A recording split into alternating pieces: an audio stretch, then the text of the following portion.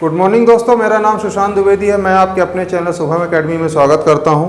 जैसा कि आप लोगों को पता है, मेरे द्वारा अनुपात समानुपात स्टार्ट किया गया था। आज अनुपात समानुपात की आखिरी क्लास है, कॉन्सेप्ट की आखिरी क्लास है।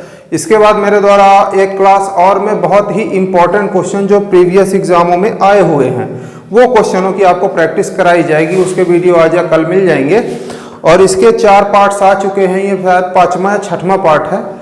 इसके सारे वीडियोस की जो लिंक है आपको नीचे मिल जाएगी, आप लोग देखें एक बार उसको। उसके बाद जो प्रैक्टिस अपन करेंगे तो उसमें आपको बहुत सहूलियत मिलेगी।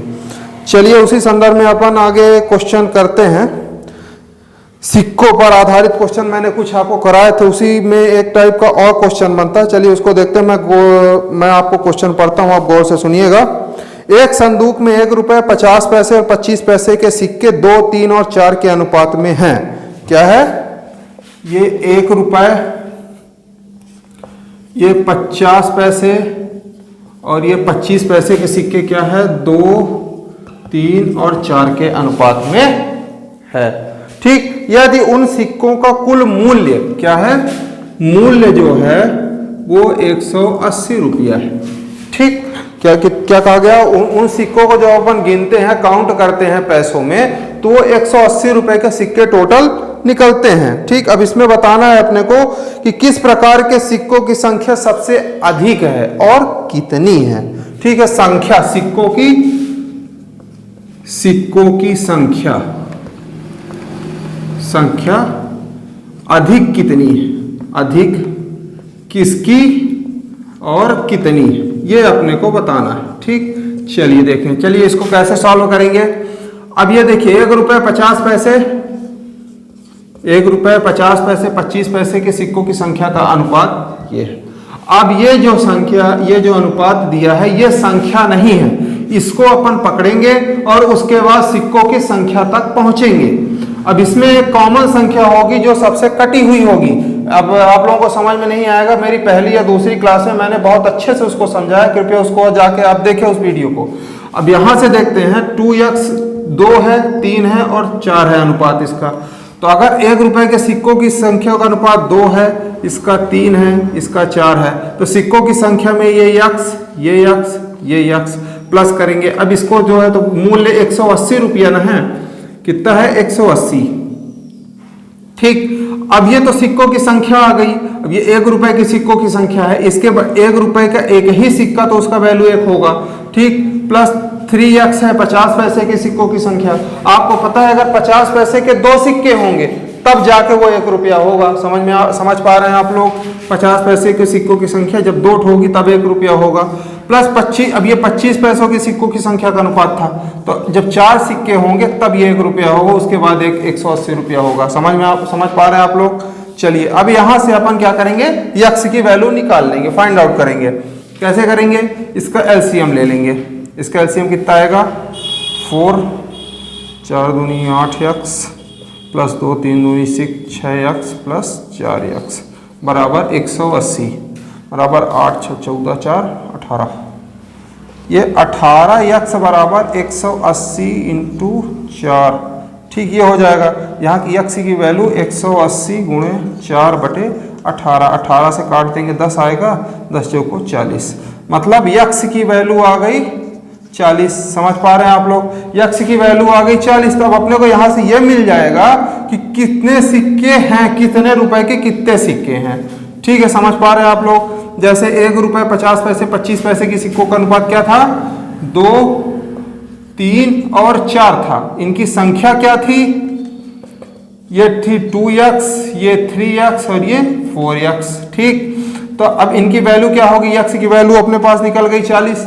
तो 2 गुणे 40, 3 गुणे 40 और 4 गुणे 40। मतलब इसकी 80 है, इसकी 120 है और इसकी 160 है। मतलब क्या है? ये 1 रुपए वाले सिक्के हैं, ये 50 पैसे के सिक्के हैं, ये 25 पैसे के सिक्के हैं। ठीक, ये इनका अनुपात है। अब यहाँ पे क्वेश्चन में बोला किस प्रकार के सिक्कों की संख्या सबसे अधिक है और कितनी है, ये आपसे पूछा गया है। तो आप देख पा रहे हैं कि यहाँ पे 160 संख्या जो है तो सबसे ज्यादा आपको दिख रही है। 160 किसकी है? 25 पैसे के सिक्कों की संख्या है। तो 160 सबसे ज्यादा संख्या में है और उनका वैल्यू 25 पैसे की किसकी है, 25 पैसे की कितनी है, 160। ये आपका आंसर हो गया, ये आपका आंसर हो गया। ठीक, चलिए देख लीजिए आप लोग एक बार। चलिए आगे बढ़ते हैं।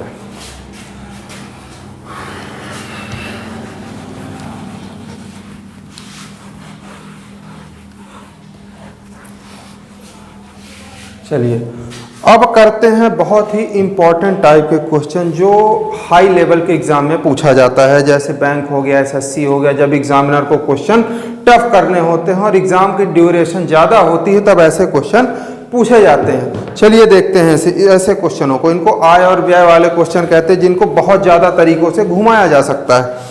जैसे देखिए मैं क्वेश्चन पढ़ता हूँ, आप गौर से सुनिएगा। दो व्यक्तियों की आय का अनुपात 5 और 3 है। दो व्यक्ति हैं, उनकी आय का अनुपात दिया हुआ है क्या, 5:3। ठीक, समझ पा रहे हैं आप लोग। ठीक, आगे उनकी व्यय का अनुपात दिया है 9:5। व्यय कितनी है, 9:5। ठीक, यदि वो क्रमशः 1300 और 900 रुपए बचाते हैं तो प्रत्येक की आय ज्ञात कीजिए। बचाते कितना है, बचत उनकी है, पहला है कितना, 1300 रुपया। क्रमशः बोला है 1300 और 900 रुपया बोला। पहला आदमी 1300 बचाता है, दूसरा आदमी 900 बचाता है। ठीक, तो प्रत्येक की आय बताइए कि क्या, प्रत्येक की आय अपने को बतानी है। समझ में आप समझ पा रहे हैं आप लोग। अब चलिए देखिए अब इस क्वेश्चन को कैसे करते हैं। अब यहाँ पे दो चीजें अननोन होती हैं। आय भी दी, आय का अनुपात भी दिया है, व्यय का अनुपात भी दिया है, लेकिन बचत डायरेक्ट संख्याओं में दे दिया है। समझ पा रहे हैं आप लोग। अब देखिए अब हम यहाँ पे मानते हैं, माना आय है x और व्यय है y। ठीक, जैसे अपन इसमें कॉमन संख्या इसमें मानते हैं, x कटा होगा, इसमें y कटा होगा। ठीक है ना। अब पहले आदमी की बात करते हैं, ये फर्स्ट है, इसका भी फर्स्ट है और ये फर्स्ट है। ठीक, अब इसकी आय क्या थी, माना इसकी 5x आय थी। इसकी व्यय क्या था, इसकी 9y व्यय थी। व्यय को अपन 9 मान लिए हैं। बचत क्या है इसकी, 1300 रुपया। अब ये मान लीजिए 5x कमाया, 9y खत्म कर दिया, तो उसके पास बचत आ रही है 1300 रुपये। समझ पा रहे हैं आप लोग। ये हो गया समीकरण नंबर 1। कोई दिक्कत, कोई समस्या, कोई परेशानी। ठीक, यहाँ पे ये थी 5x इसकी आय, 9y था इसका व्यय। इतना कमा के इतना खर्च कर दिया तो इसको 1300 रुपये बचा। ये फर्स्ट आदमी की बात हो गई।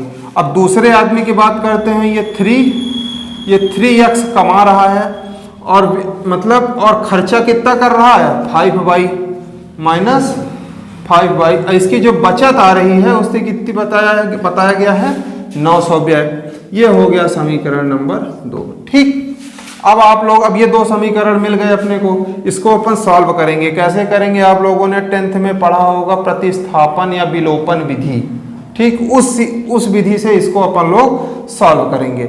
जैसे समीकरण 1 हो गया, समीकरण 2 हो गया, तो इसमें क्या करेंगे, समीकरण 1 गुणते 3 और 2 गुणते 5 कर देंगे।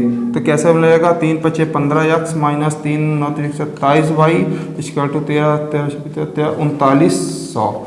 ये हो गया समीकरण नंबर 4। और इसको 5 से करेंगे, 15x minus 25y equal to 9 × 4500। समीकरण नंबर 3 था, ये 4 हो गया। ठीक, इसको सॉल्व करेंगे, माइनस कर देंगे इसको भी, ये माइनस में था तो इसको प्लस कर देंगे, ये प्लस में है तो इसको माइनस में कर देंगे, ये कट जाएगा। इसका -2y इक्वल टू -45, ये 600 आ जाएगा। तो y ये माइनस कट गया, y इक्वल टू 300 आ गया। y की वैल्यू अपने पास देखिए 300 आ गई। अब इस y को उठा के समीकरण 1 में रख देंगे। क्या, y का मान 1 में रखने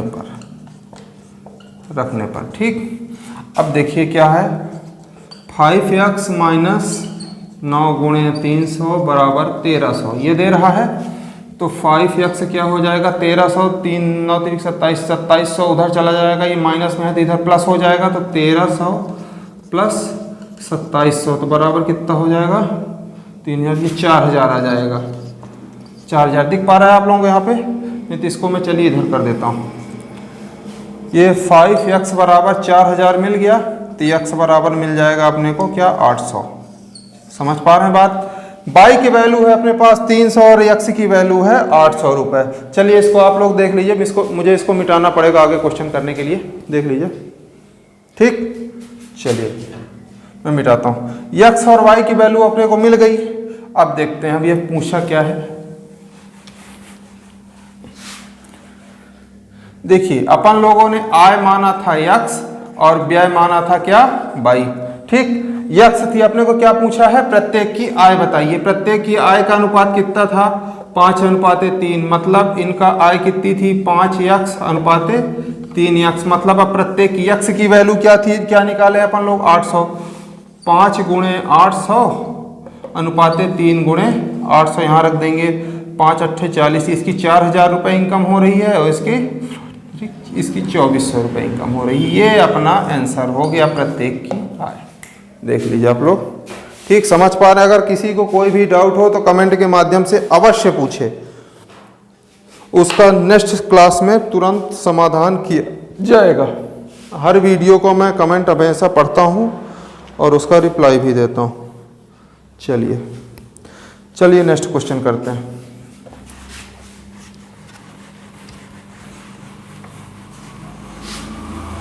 ये काफ़ी इंपॉर्टेंट क्वेश्चन माने जाते हैं। इसमें बहुत ज़्यादा स्कोप होता है एग्जामिनर को कि क्वेश्चन को घुमा सकता है।